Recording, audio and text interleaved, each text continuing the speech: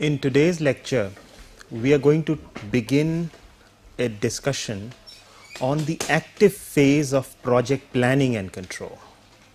So far, we were talking about the birth of the project, and in the last lecture, we talked about project selection. Once the project has been selected, the next stage is trying to initiate work on that project and trying to implement that project. So, in today's lecture, our focus is going to be on project representation. That is, talking about how the project is represented. You are all aware that the project network is a very convenient way of representing the project.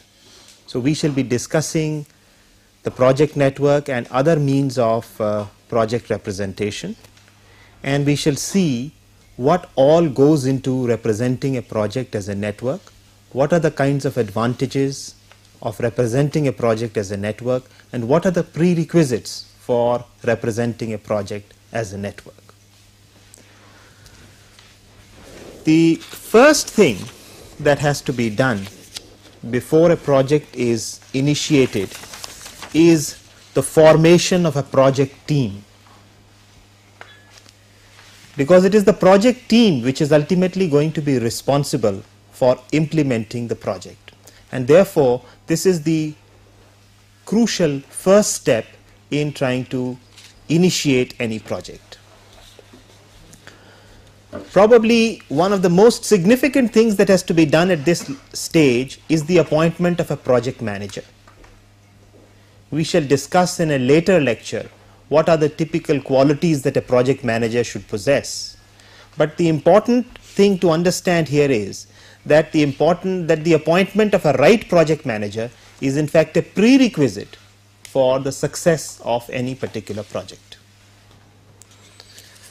Then, selection of the project team members. This particular selection has to be done judiciously, primarily because the project members are the people who are responsible for the successful implementation of the project. The team members are generally chosen depending upon their expertise and the kind of expertise which is needed by the project. So there has to be a proper match, and appropriate set of team members has to be chosen. Of course, it's very important that there should be proper human qualities in the team so that the team can function effectively as a successful group.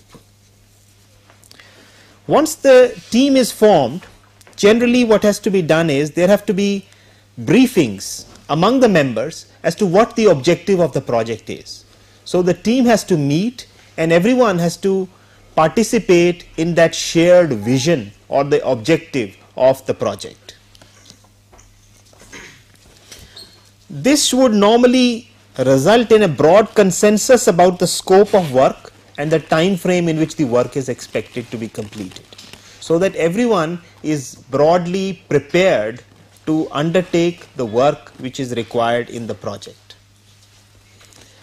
And then follows a detailed development of the work breakdown structure for the project and allocation of major responsibilities to either individuals or different agencies if the various parts of a project are subsequently subcontracted. So we shall now talk about some of the major ways in which the work breakdown structure and the allocation of responsibilities for a project is actually done. The work breakdown structure of a project is essentially a breakdown of the total project task into components to establish a number of things. For instance, how will the work be performed? How will people be organized? How will the resources be allocated? And how would the progress of the project be monitored? So these are some very crucial questions which are in fact all linked together and are answered through the basic work breakdown structure of the project. Now, there could be various ways to break down a project into the work packages. So, one must remember that there are alternative ways to break down the work. You can imagine it is like cutting a cake. You can cut a cake this way, or you can cut a cake this way, and ultimately it is the pieces which are actually the activities or the jobs that have to be done as far as an individual project is concerned. And the manner in which you cut the cake depends upon the purpose for which you are doing the whole exercise. For instance, here I will give you an example of a typical work breakdown structure.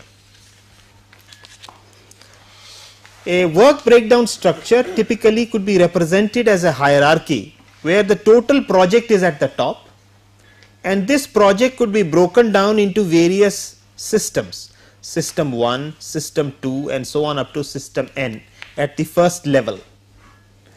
Each of these systems could then be subsequently broken down into various subsystems depending upon the convenience, and each subsystem could be broken down into individual tasks. The tasks could be broken down into subtasks, and each of these subtasks could be broken down into individual work packages. So, really speaking, these work packages would be the manageable activities which you would have to monitor, control and keep track of when you are trying to implement the particular project.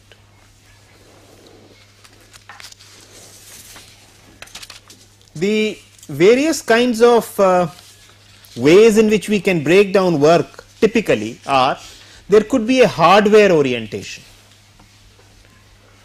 which would result ultimately in identification of the basic work packages. Right? It is like trying to say, for instance, that the car is made up of the structure, the engine, the transmission and so on. So, these are like the individual end items or the hardware orientation, and you are presenting a breakdown of the project as a hardware orientation.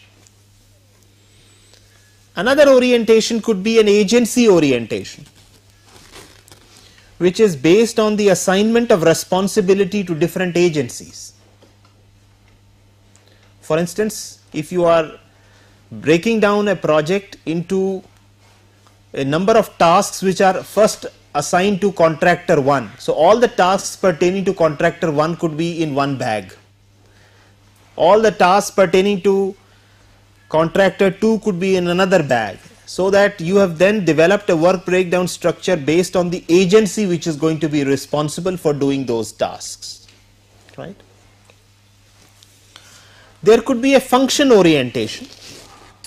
Typically in an organization, for instance, if you talk about an organization like Engineers India Limited, they handle a number of projects. They have a design department, a procurement, construction and a commissioning department.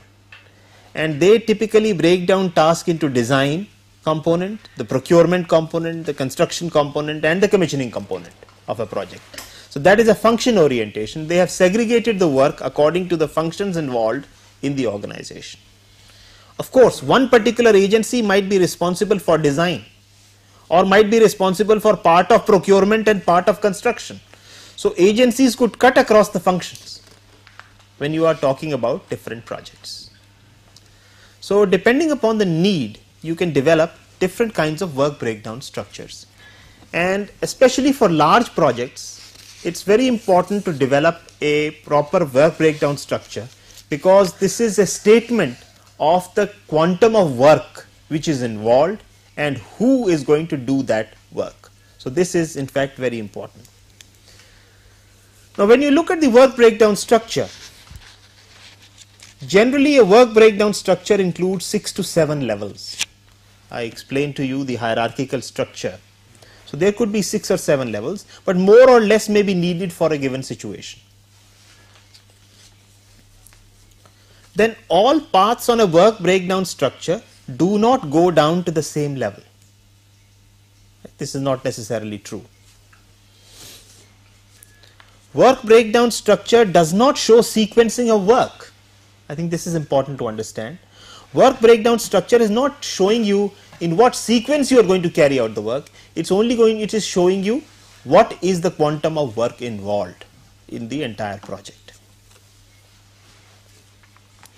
And a work breakdown structure should be developed before scheduling and resource allocation are done, because this is going to be defining exactly what all has to be done.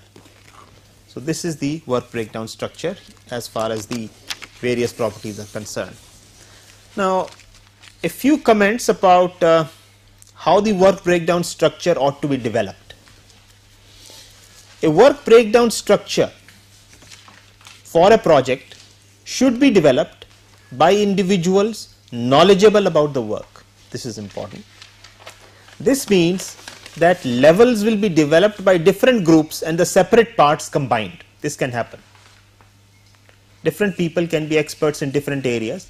They would identify what is the quantum of work in individual areas, and they would work individually, and then you can put the whole work breakdown structure together.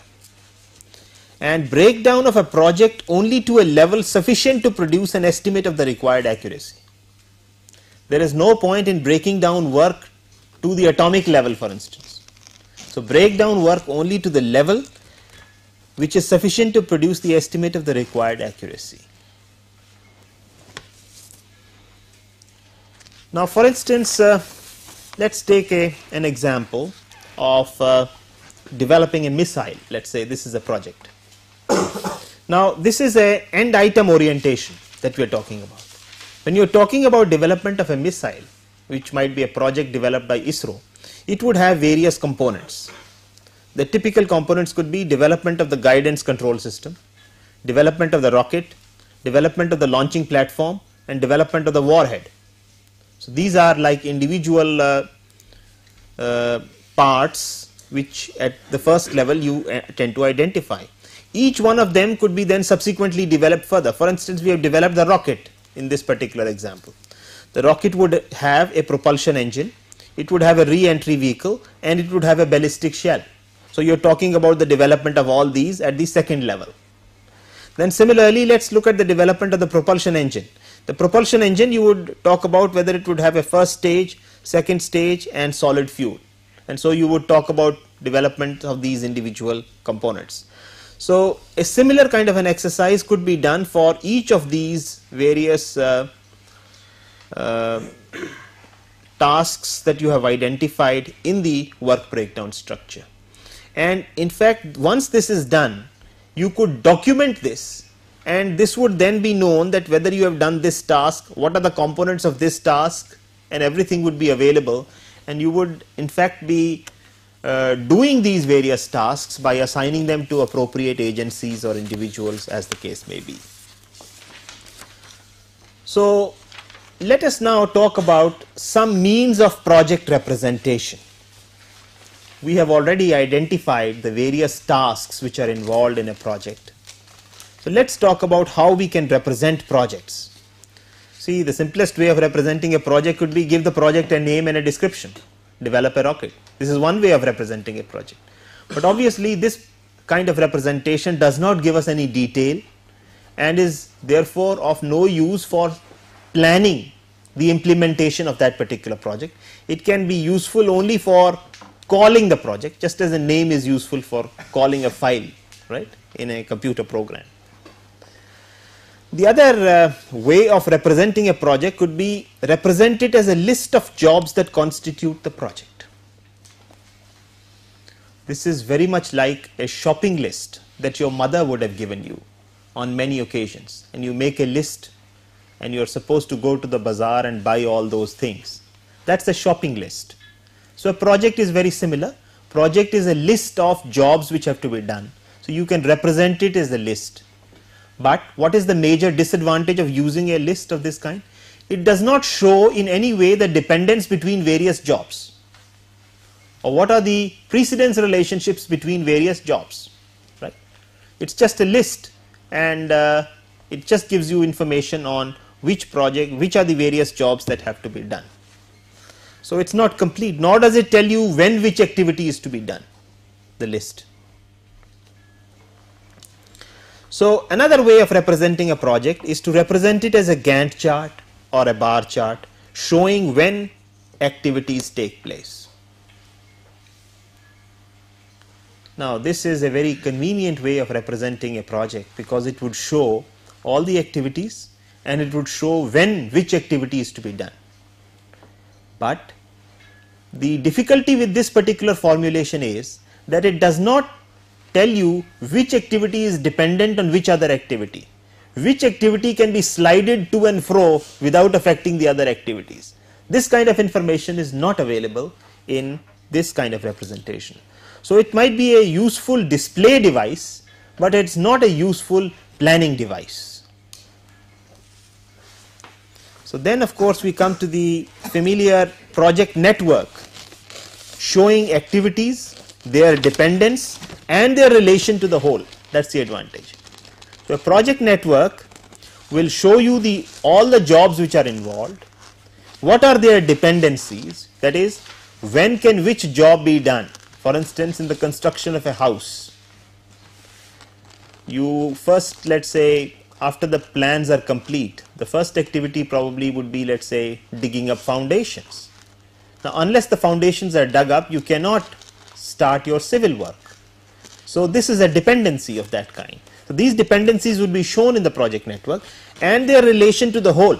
That means you would show the entire network and each activity would have its place in the network, which would show when it is required to be done, at what stage in the project. And conveniently we have two types of representations for a typical project. One is the activity on arc representation, the AOA representation. The other is the activity on node representation, the AON representation. Both are networks, that is, both are directed graphs. They have nodes and arcs, but the interpretations are different. The interpretation in the AOA network is that the arrows or the arcs represent the jobs or the activities, whereas in this representation it is the nodes or the circles or the junctions or the vertices which represent the jobs or the activities. You can say one is a kind of a dual of the other. We can make a statement of that kind, but essentially they look the same and they are project networks in that sense. Since we are going to be dealing with the project network in a much greater detail, we must understand why do we use project networks. So let's answer this question of why use project networks. What are the typical advantages of using project networks? One of the reasons is that a project network is a very convenient way to show activities and precedents in relation to the whole project. That's one of the advantages. It is the basis of project planning. That's the important thing. What does it do? You can identify the responsibilities for various activities on the network. Okay, activity this is the responsibility of so and so group or such and such contractor and so on. You can define the subcontracting units on the network, which activities are the responsibility of which contractor. You can identify the role of different players on the project. Then you can use the network for basic scheduling and establishment of work. That means you can find out when which activity is to be done. That is basic scheduling. And establishment of the work timetables. You know when is what activity going to be done, what is the earliest and the latest start and finish of various activities.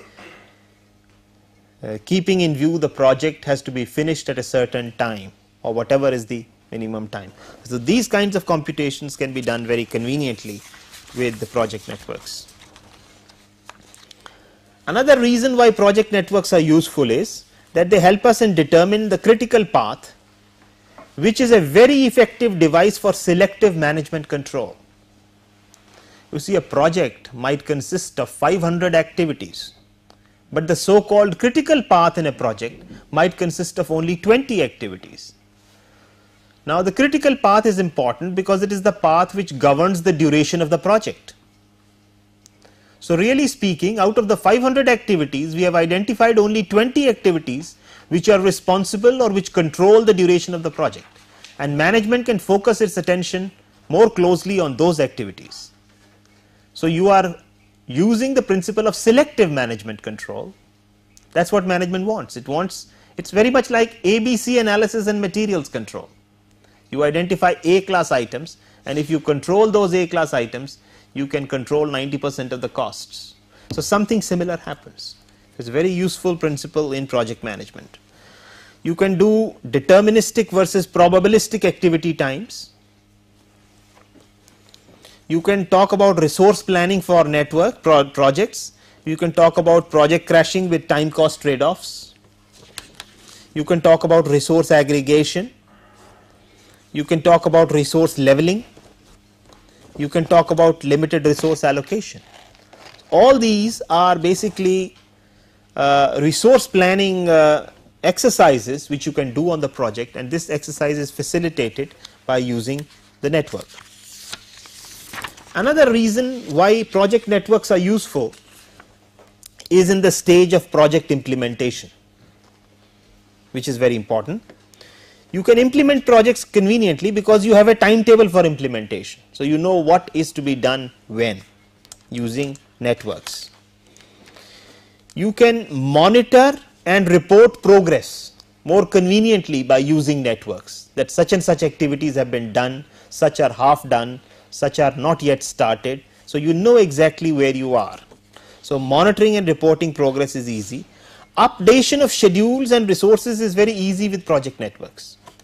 This updation is very important because as you go along, certain jobs do not take the amount of time which you had anticipated earlier. So, you might be spending more time or less time than what you had anticipated. So, you got to update your schedules, and this updation is very simple on networks. Coordination of work with different agencies. On the same project network, you can show some activities in red, some activities in green, showing which is the responsibility of whom. And the project network thus is a common vehicle for planning, communicating and implementing the project right from inception. So, in that sense, the project network is really very useful. Let us now take an example of how a project network would be developed. What would be the nature of the activities involved? As I said, the project team has been formed. So, let us say the team has been formed, and let us say that we are the team and we are trying to talk about a project.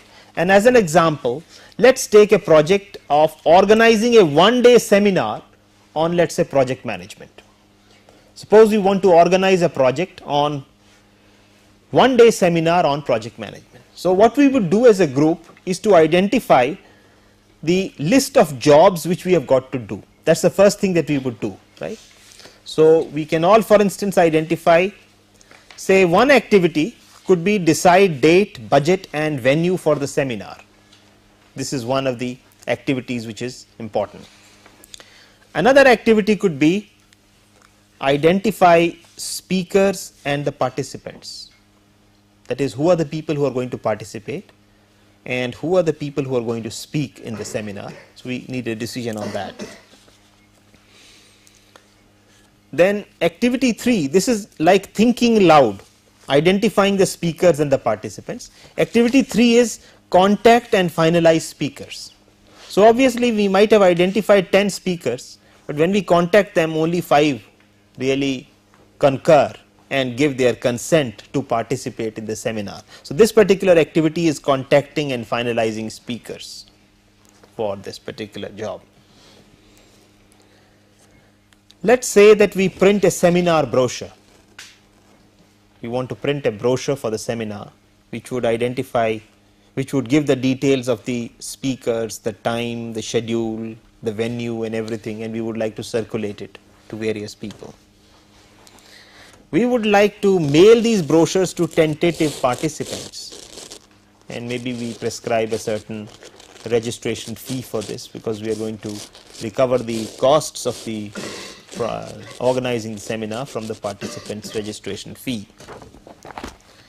We would like to estimate the number of participants.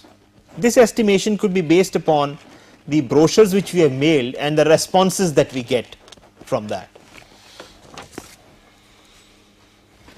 So, the seventh activity for the one-day seminar could be decide the menu for the lunch, the tea and the coffee breaks, whatever you want to give. You want to give biscuits with the tea during the 15-minute break that you have in the morning, in the afternoon. What would you like to give them for lunch? Obviously, these decisions are governed by the budget and also by who all are coming, and of course your preferences. Activity 8 is arrange for catering. So, probably we are going to ask some caterer who is familiar with the institute to come and organize these lunches and teas and dinner, the lunches and the teas and the coffee, because it is a one-day seminar, there is no dinner. Then activity 9 is arrange projection facilities at venue. So, for instance, if the seminar is going to be arranged in the seminar hall or in the convocation hall of the institute, then you will have to make sure that all the projection facilities like an OHP or a slide projector or a computer with that kind of screen for projection of the screen is available, and so on. So, that is the activity 9. Activity 10 would be basically receiving guests at registration. The guests would be coming on the day of the registration, you got to receive them. Activity 11 is conduct seminar as per brochure schedule. And the final activity would be see the guests off. We are not including in this project subsequent activities like clean up or settling the accounts, which could also have been included, but it is just a question of defining the scope of your project. So, we are talking about these 12 activities which are a part of organizing the one-day seminar. So, how do we develop a project network for this? So, step 1 was identifying the activities, and this list of activities would be generated by the team or the experts by keeping into consideration what the whole project is all about. Now, in order to develop the project network, what would have to be done is that we would have to identify the predecessors for each of the activities. So, let us try to look through the activities once again and identify the predecessors, right. For instance, the first activity, decide date, budget and venue for seminar, it has no predecessors, it can begin right away. Similarly, identifying speakers and participants, it can begin right away. But contact and finalize speakers we think can be done only after the second activity is complete, that is after we have identified the speakers and the participants. So, the predecessor for A3 is A2, the third activity is this. Print seminar brochure. For printing the seminar brochure, obviously you must have decided what the date and the budget is. So, A1 is a prerequisite, and then which speakers are going to speak, you would probably like to print those. So, that also must be specified there. So, A1 and A3 are both predecessors for activity 4, A4. For mailing brochures to tentative participants, you can mail the brochures only when the brochure is ready after they are printed. So, A4 is a necessary prerequisite for this particular activity. Estimating the number of participants, this you can do only after the brochures have been mailed and hopefully you have obtained some responses. So, A5 is a predecessor for activity A6. Activity A7 is deciding menu for lunch, coffee and tea. This can be done only after you have estimated the number of people. So, we have put A6 as a predecessor for this particular activity. Arrange for catering, you have put both the things. A1, that is you know when it is to be done and what is the venue, and also the menu for the lunch, tea and coffee. So, A1 and A7 are shown here. arrange projection facilities at site, we have put A6 as a predecessor, because it is only after deciding on the number of people that we would decide the venue. Receive guests at registration requires, now here we have said that guests should be arriving for registration only when you are ready. When you are ready means your catering arrangements are done, so A8 is ready, and your projection facilities are ready. Both the things should be ready sorry, before you can receive the guests for registration. You conduct the seminar as per brochure. Conducting the seminar means that your catering is done, your projection facilities are done, and at the same time your guests are available. These are the three things which are required for the seminar to be performed. We conduct the seminar as per these things. When do you see the see of guests? After the seminar is over. So A11 is a prerequisite for seeing of the guests. So this process of identifying the predecessors is trying to identify the kind of technological precedences which are necessary for conducting those activities. Now assuming that we use an AOA representation, the project network looks something like this. If these are the 12 activities for the project, what we find is that this particular project network has 10 nodes as shown in this particular project here, and you find that these are activities A2 and A3, and A1 is more or less in parallel with both A2 and A3 the way it is shown here. A4 has A3 and A1 as predecessors, so it goes on, and then similarly what you find here is that as far as A11 is concerned, which is conducting the seminar, both A8, A9 and A10 are predecessors for activity A11, right. So we have in fact a representation of the project as a network. In this particular case it is an AOA network, because the interpretation we have given to the arcs is the arcs are representing the individual jobs. The jobs get completed in this particular sequence. That is what it is. We can also develop an AON network for this particular project. The AON network with the activities on node, AON network for this same project shows a diagram something like this.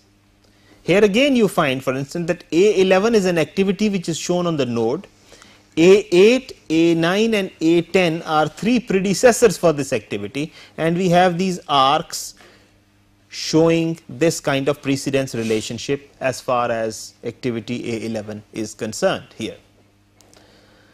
Now both these projects have nodes and arcs. The only thing is that we have given a different interpretation to the arcs and the nodes in this particular structure, the way we have defined this particular network here. Now this was a example where we had been able to develop the network quite conveniently. Now let us look at some other examples and see, for instance, what could be the possibilities as far as these projects are concerned. What you find is, let us take another example. Let us take this example. It is a small project of only 5 jobs, A, B, C, D and E, and A, B, C, these jobs have no predecessors. Job D has A and B as predecessors, and job E has B and C as predecessors. And let us try to develop the activity on arc network for this particular problem. Now what you find here is that A, B and C have no predecessors. They can start in this particular manner, the way it is starting. But what is happening to activity D? Activity D requires A and B. So what you can do is, you can imagine that there is a dummy here which goes from 2 to 3 in this particular manner. And similarly for activity E, what you have is you need a dummy which goes from B, and you can have a dummy which will go, let us say, from here in this manner. So, we have seen really that representing this particular project required the use of these two dummies. We can call this as dummy number 1 and dummy number 2.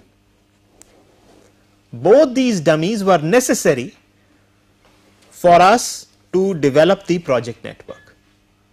These dummies are called logical dummies, and here is an instance, example 2 is an instance of a situation where dummies are necessary to represent the correct precedence logic in this case, right. Both dummies D1 and D2 came in here and they were necessary. We could not represent the project network without resorting to these particular dummies. I will give you another example which is a little more complicated than this one. Let us look at this particular example 3. We have 3 jobs A, B and C which have no predecessor relationships. D requires A and B. So, what we can do is, to represent this correct relationship, we can take a dummy and show it like this. So, this is a dummy which is necessary to represent the precedence requirements of job D. It requires A and B. E requires A and C. So, this is job E, it requires both A and C. So, I can take another dummy and I can try to represent this through another dummy like this. So, this now represents A B, A C as far as E. So, this one as well as this one are now taken care of. How about job F? The predecessor relationships specify that A, B and C should be taken care, should all be predecessors for this particular job. So, how do we take care of that? What you can do is, this node represents the completion of A and B. So, if I represent a dummy in this fashion, this particular dummy shows that jobs A and B must both be completed for this particular activity to start. But I want to, and this node represents A and C. So, if I take another dummy like this, this shows that A and C both must be completed. So, A and B. So, obviously, this particular node now represents the completion of all A, B and C to be completed before this particular job is done. I could have taken another dummy here from 2 to 5 and put it this way, but that is not really necessary. It could have been done, there would have been nothing wrong in that, but it was not really needed. So, in this example, what you find is that I have had to use D1, D2, D3 and D4, namely 4 dummies have to be used to represent this relationship properly, and these are all logical dummies. They are logical dummies in the sense that they are necessary to represent the correct logic. Dummies could be used for other purposes also. Here, let us take an example. Look at this example 4. We have, for instance, in this particular example, job A has no predecessors. Job B, C and D, these are actually jobs which have the same predecessor and the same successor set. So, these are actually jobs being done in parallel, B, C and D. I could have joined B like this and D like this, but then what would have happened, that the activities would have been referred to by the same node numbers, and many computer programs try to identify activities by referring to the node numbers. So, you do not want to have 3 sons called by the same name, because then when you call them you do not know whom you are calling. So, this kind of problem would emerge. So, what can be done is that I can introduce 2 dummies here. This dummy and this dummy, and let us call this dummy as D1 and let us call this dummy as D2. These two dummies are not logical dummies, mind you. They are dummies introduced for uniqueness of activity representation, right.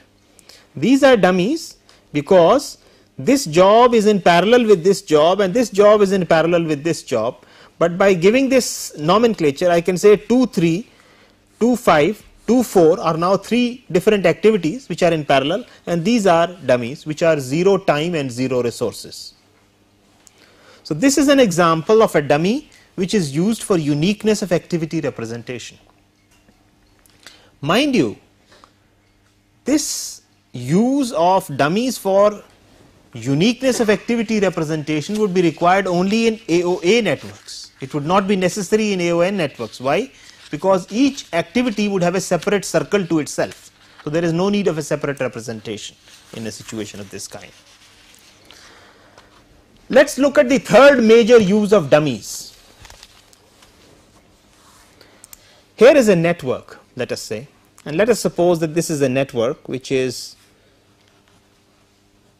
some arbitrary network where jobs have some directions and you have this kind of a situation.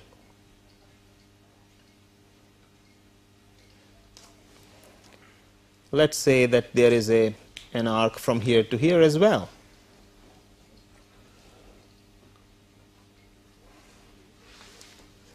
What you find is that there are 3 sources here. Let us forget about this node for the time being. What you notice is that there are 3 sources because arcs are emanating from these sources.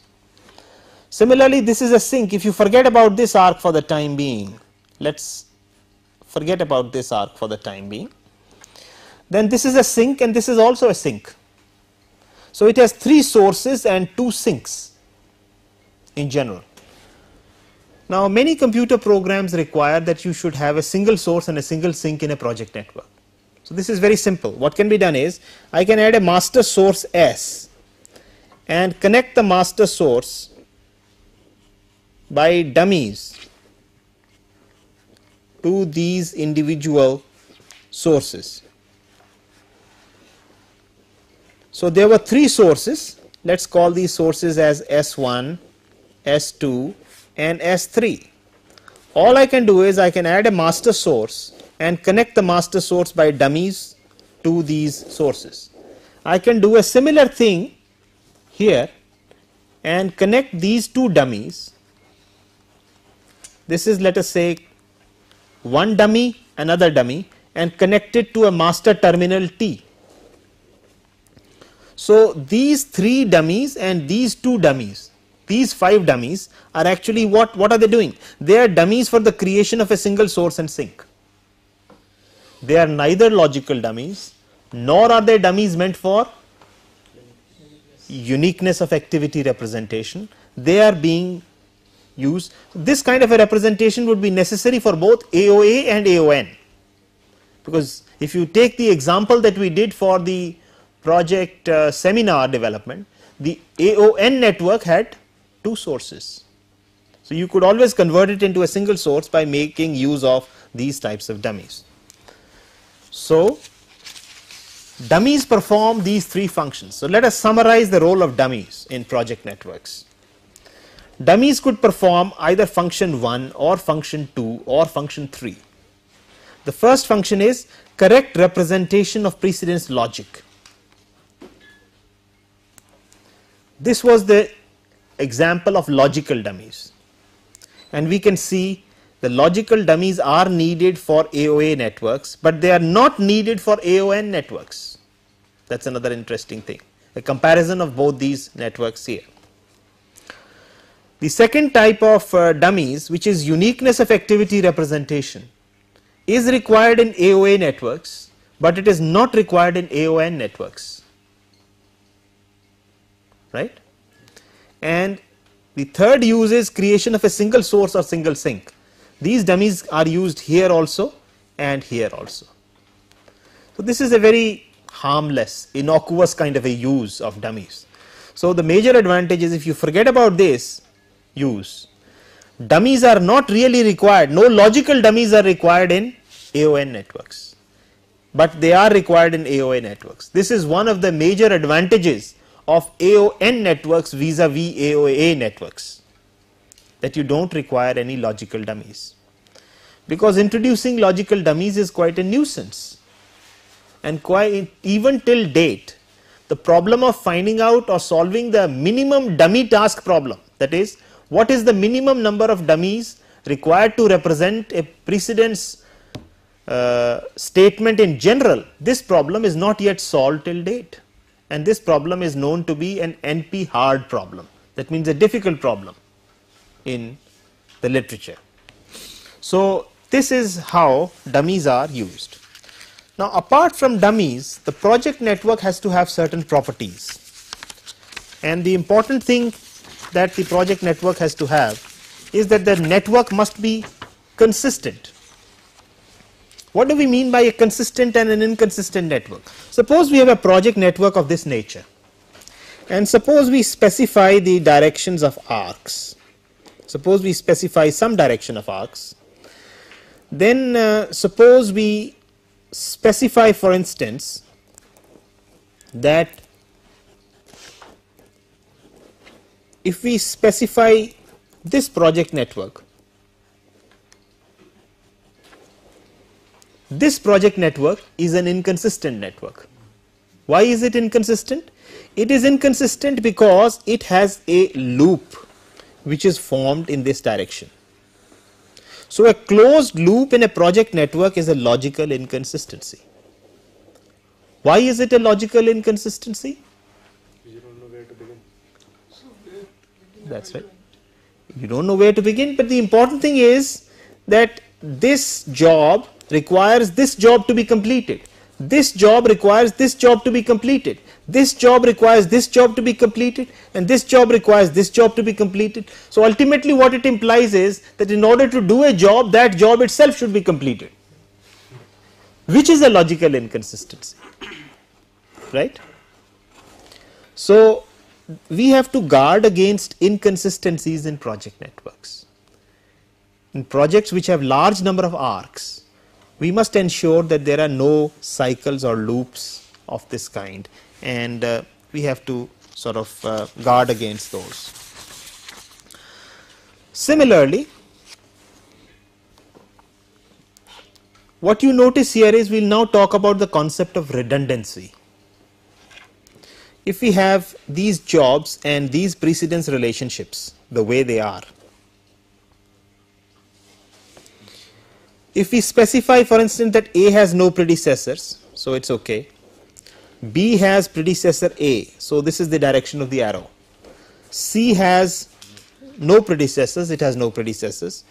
D has predecessors A, B and C, so we say this as A, B and C.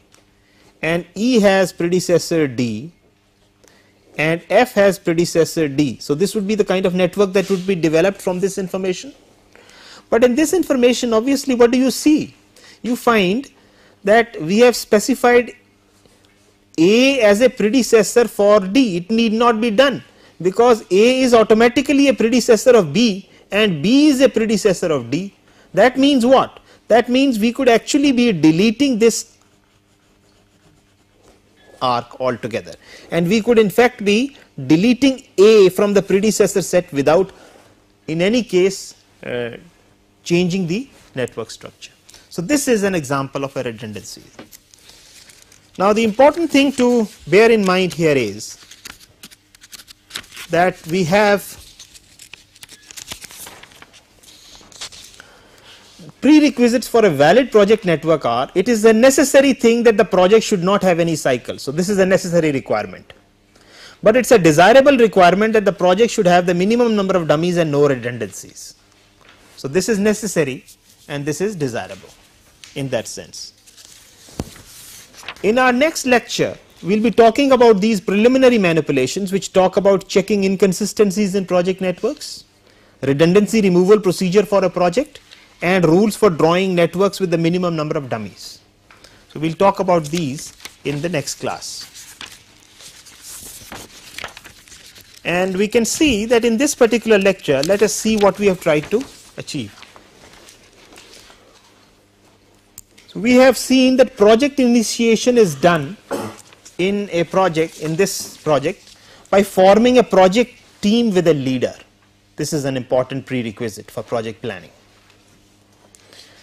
Then the project team with assistance from experts defines the project scope and develops the work breakdown structure. That's the objective of the developing the team. The work breakdown structure could have an end item orientation, a functional orientation, or a responsibility orientation, depending upon what exactly you want to achieve.